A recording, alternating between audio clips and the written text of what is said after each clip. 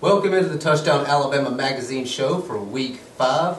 I'm TJ Paysinger, accompanied by Jonathan McMath. And Jonathan, I think we can all, as Alabama fans, breathe a collective sigh of relief from this past weekend. Alabama goes into Fayetteville in front of the biggest crowd ever at Razorback Stadium, comes away with a 24-20 win. I know I'm excited because I do not have to do pig suey on camera. I was dreading that until about the fourth quarter. But what were your opinions on the game overall? Well, I'll tell you what, a lot of newspaper outlets are saying it was the great escape, and it truly was the way that Alabama defense started off, giving up 7 quick points to Ryan Mallett in 50 seconds, and giving up over 300 yards in the first half alone. It didn't look like things were going to go Alabama's way, but somehow or another that defense, they came back, they clawed their way back in the game. Drake Kirkpatrick had the interception at the end after he was picked on so many times throughout the game. Robert Lester seems to just be at the right place at the right time, just like Mark Barron was last year. Then the offense, after it took a while to get rolling, they had a couple of good drives. Mcelroy made a couple of mistakes, but the offense, they got it rolling when it counted. The defense picked them up, and Alabama came out of Fayetteville with, most importantly, a 1-0 SEC record. Yes, they did. It was a great win for them on the road. You kind of mentioned Arkansas got off to a very quick 7-0 start in the blink of an eye, and I was getting flashbacks to the Utah game in the Sugar Bowl, and I knew that Alabama could not go down 14-0 because I felt that it would be a hard hole to climb out of on the road in front of a very excited crowd. But Alabama scores a touchdown. Mark Ingram shows why he is the Heisman Trophy winner. Yeah, and before we talk about Mark Ingram real quick, I think one of the difference makers for Arkansas was that they had no running attack. They weren't balanced, and on the split side of things, Alabama was balanced. Mcelroy almost threw for 200 yards. Ingram rushed for over 150. Trent Richardson had over 200 all-purpose yards. There was just a variety of factors that played into Alabama's wins, but those were probably the most important. Yeah, it was. If you can't run the ball against Alabama, you're probably not going to beat them. Arkansas couldn't do that. Alabama could. They drained a lot of that clock towards the end of the game. Like you said, Mark had over 150 yards, scored the go-ahead touchdown to make it 24-20, and then that defense stepped up. Like you said, Kirkpatrick got the game-sealing interception, which I thought was just a great play on his part. He kind of saw the ball and rushed across the field, made it right in bounds. Nick Saban was very excited about that. As was Kirby Smart. They were all jumping up and down on the sidelines. Saban wasn't quite as stoic at that moment than he normally was. So sort of saw a little bit of exuberance out of him. But how about that 4th and inches play with about 50 seconds left to go? The Alabama offensive lineman come to Coach Saban and say, "Coach, we can get you this yard." And really it was about 3 inches. And they did just that. I think it was very important, not giving Ryan Mallett an extra chance to go down the field and win the game for the Razorbacks. Yeah, he did that against Georgia, and it was very smart decision. Yeah. It's also smart because it worked. But I think it was the right call. You don't give a guy like that the ball and a chance to redeem himself for his earlier mistakes. But one guy who who made a couple of mistakes, but then also countered from those is Greg Mcelroy. He went 18 of 26, 194 yards, a touchdown, 2 costly interceptions in the first half. But it really showed a lot about his character and his maturity to come back and lead some big drives. At Monday's press conference, they had some player interviews afterwards, and one of the things Greg Mcelroy alluded to is if he would have thrown 2 interceptions last year in the Arkansas game, or for that fact, really any SEC game, he would have just gotten down on himself, would have just sort of lowered his head and not came back out and played. But in the second half, Mcelroy said one difference between being a junior and a senior and starting a complete season is he had the confidence and he had enough support of his teammates that he felt like he was able to come back and just start a new game. There's a reason that kid has not lost a game in about 100 years. I mean, he's a great player and a great asset to the team. Special teams-wise, Cody Mandel had a big game punting the ball. Yeah, Cody Mandel, he averaged, I think, something like 45 yards per punt. The one thing I'll say about the special teams as well, Jimmy Shelley, we saw whether or not he can make a crucial field goal. And after Alabama had driven the ball down the field with about 6 minutes left to go in the game, there was no doubt they had to get points. Shelley was able to get the 3 points on the scoreboard, and I think that was maybe the turning point in the game, because if he misses that field goal, the offense comes off the field a little bit deflated, and the defense just has their backs up against an even bigger wall. Could have been a whole different game had he not made that field goal. It was kind of Lee Tiffin-esque. Lee Tiffin kicks a field goal in last year's LSU game to kind of seal the deal. It reminded me of that, so maybe that's a sign of good things to come from Mr. Shelley. Trent Richardson did well on kick returns. He leads the SEC in kick return average, by the way, so it's always good to see. Okay, great win for Bama on the road in a very rowdy atmosphere. No doubt, you could tell it was on TV.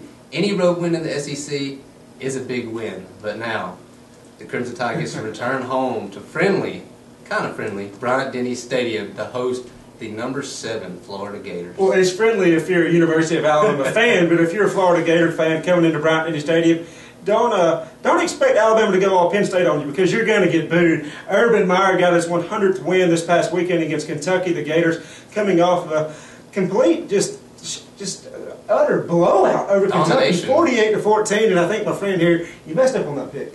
Oh, yes, I did. Kentucky let me down. I don't know what I was thinking. You just got shellacked at the hands of the Gators. They put up 466 total yards on you, 290 passing, 176 rushing. Brantley, 24 of 35, 248, 1 touchdown, only 1 interception. He had a good game, and he needs to keep that up going into this weekend. And I think one of the things that took a lot of pressure off of Brantley was the emergence of true freshman quarterback / wide receiver / running back / Mr. Everything. You can might as well just call him the new Tim Tebow because people in Florida are over 6 touchdowns on the game, running it as well as I believe catching it. So Trey Burton's one player that Alabama's defense is going to have to prepare for, along with Jeffrey Demps. He has over 350 yards rushing the football for the Florida Gators. Yeah, Jeffrey Demps has been hurt recently. I think he got banged up a little in the Kentucky game, but Coach Meyer said he expects him to play. Whether he's 100% or not is still up in the air, but anytime you got a guy like Jeffrey Demps out on the field, no matter if he's 100% or not,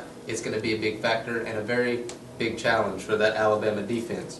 Speaking of defense, Florida's defense versus Kentucky, they allow 352 total yards, 253 passing, 99, only 99 rushing. That's really good. That Florida Gator rush defense has always been good. Heartline, 21 of 39, 242 yards, a touchdown, and interception. One thing I want to point out is Derek Locke gained over 100 yards on the Gators. Yeah, he did. If Derek Locke can do it, Alabama's Mark Ingram and Trent Richardson can definitely do it. Behind those big guys up front, the offensive line for Alabama really had a lot of great games so far, and I don't really expect things to change against the Florida Gators. Alabama has to be careful, though. They can't be content just to run the ball. They have to do some play-action passes as well. And one of the things that I saw in this weekend's game is Mcelroy. He did go down the field 3 or 4 different times, and I think no matter if you're completing those passes or not, you still have to go down the field, stretch the defense, and keep them honest. Absolutely, and we'll have more on that game, our predictions, in a little bit. But right now, I want to get to our key matchup. What do you kind of think? What's your key matchup, your key point? I think it's going to be the Alabama defense, specifically the linebackers and the defensive line. And seeing able, if they can contain Jeffrey Demps in that backfield, you can't let him have the edge because he is an Olympic-style runner. He has got some flat-out bursts of speed, and those Alabama defensive players, although they're fast, they're just not as fast as Demps. So if they can keep him on the inside, the Alabama defense has a much better job of holding Florida to just a few points, not as many as many people think Florida has the potential of putting up. You're right. I mean, Jeffrey Demps is a really great player. Hopefully the defense can contain him.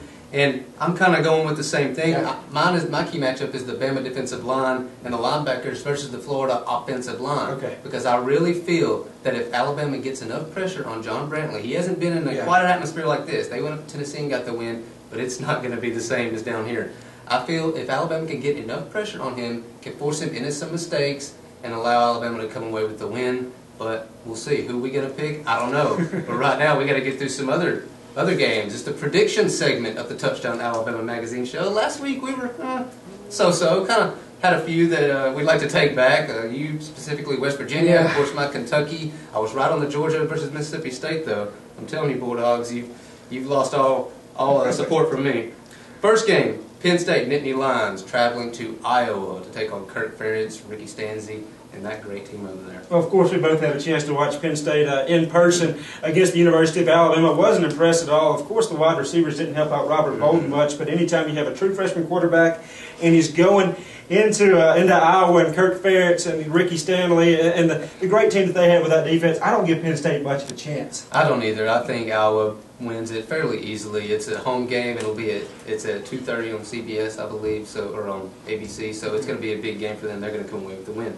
Miami coming off a big road game against the Pittsburgh Panthers at Heinz Field. They get to continue going on the road and play at Clemson in Death Valley. I think Miami's going to win this game, and I don't really think it's going to be that close. Dabo Swinney, he's got a good ball club, but I think Miami's got the better team in this situation. Don't really have a lot of reasons why. I just feel like Miami is the better team, and ultimately we're going to see that on Saturday. I agree. Miami gets it done. Way too many athletes for Clemson to hang with them. Oklahoma versus Texas, the Red River rivalry. Woo.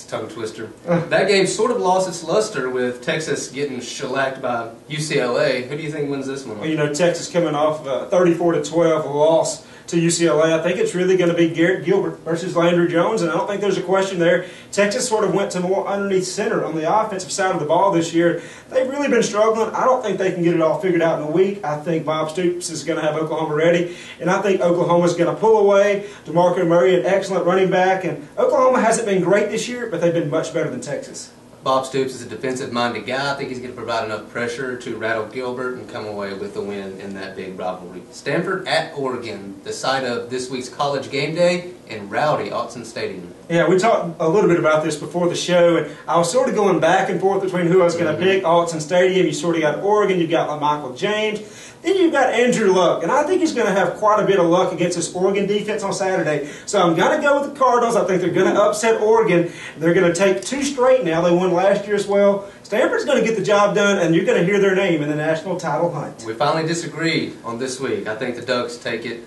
It's in Autzen Stadium, which is a notoriously bad place to play for visiting teams. I think they get it done in relatively easy fashion.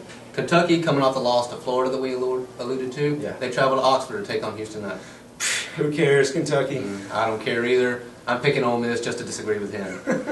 Georgia, should I even go here? Georgia travels to Boulder to take on Colorado Buffaloes, and I'm going with the Buffaloes. Oh, I think Georgia's cursed you a few times this year already, and they got me last week, no doubt about it, against the Mississippi State Bulldogs. I picked Georgia to win it, and I just keep thinking that Georgia's going to get things turned around, and I'm going to go with them one more Saturday, but if not, I may be right there with you. You hear that? You're about to lose the support from him too, Georgia.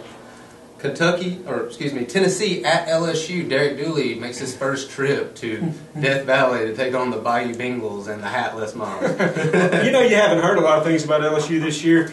They're sort of flying underneath the radar, but they're still an undefeated team. They've got a good team, albeit Les Miles is the head coach, and I think they're going to take care of business early and often against Tennessee. I see this game being low scoring. LSU's defense is really, really great. They've got some great players over there. Patrick Peterson and that defensive line is one of the best. I think they just pretty much beat Tennessee just because. I just don't think Tennessee has enough to do what it takes there. Yeah. Florida at Bama, the one we've all been waiting for. Oh man, I'm so excited about this. I mean, I was there to witness the SEC championship game last December, so this one's just going to be quite a revenge match for Florida. Do you think they come in here and avenge that loss?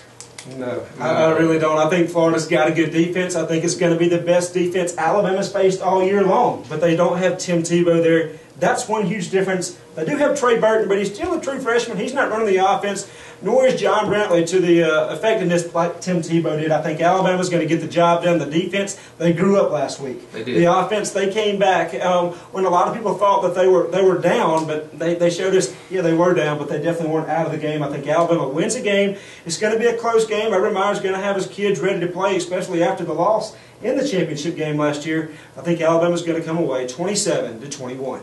Okay, well, I agree. I think the defense definitely grew up in the Arkansas game. It was a great test for them on the road. Now they get to come back home and kind of settle down, get things ready, get prepared for Florida. Everybody knows it's a big matchup. There's not going to be any extra motivation. I just think it's going to be line-up, smash-mouth football. I think Alabama comes away with it.